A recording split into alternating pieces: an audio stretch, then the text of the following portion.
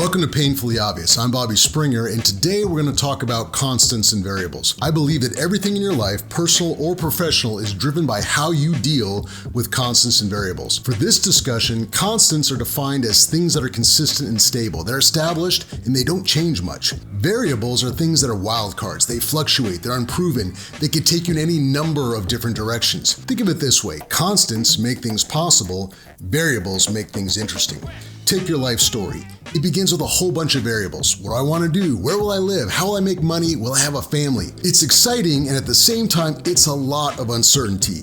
So we start locking things down, converting these variables into constants. We get jobs, we sign leases and mortgages, we make commitments and start families. Generally, we equate this transition into stability with happiness and success. We admire those people who have it all figured out. Now here comes the curveball. Think about a textbook midlife crisis when a person realizes that every day is essentially the same. Same job, same activities, same everything. They've successfully eliminated all the variables, and now their life is walled in with constants. And all that stability feels like a prison. They panic, they overreact, they detonate all the constants in their life in favor of shiny new variables. The pendulum swings way too far and their life is thrown into chaos. Well, businesses are no different. They have their own life story. Think about a startup. It's all new. Anything is possible, nothing is guaranteed. You might be the next billionaire and you might be broke in a year. As businesses mature, they go through the same process of converting those initial variables into repeatable, efficient constants. Factories, brand guidelines, processes, product lines, budget cycles. These are all constants that allow a business to stabilize and plan. Businesses have their own versions of a midlife crisis. We might describe it as a stagnation or a slowdown.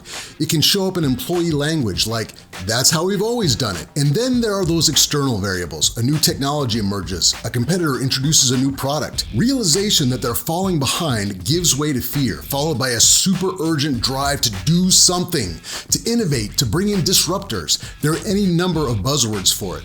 But in the end, it's really an attempt to introduce some variables back into the business in the hope that this will reinvigorate the organization and stimulate growth. Again, the pendulum can swing too far and chaos ensues. It's easy to see how this happens, but we can do better. Don't wait for a crisis moment. Start today. Identify and classify the constants that make your life or business possible and the variables that make it interesting, and allow it to grow in new ways. Stay alert and look for those external variables that could pose a threat. Now ask the tough questions. Do you have the right constants? Are they serving you the way you originally intended them to? Do we keep them, modify them, or abandon them? Do you have a healthy amount of variables? What's new? Have you left room to grow? To be clear, there's not a right or wrong here. Only you can determine what the right balance is, and that balance is going to change over time. And here's the exciting part. Once you understand these things, now you're in a great position to make truly strategic decisions, to act with grace and intention versus panic and impulsivity. That's all for now. I hope this was helpful, and just remember, today is a great day to do better. So get out there and make it happen.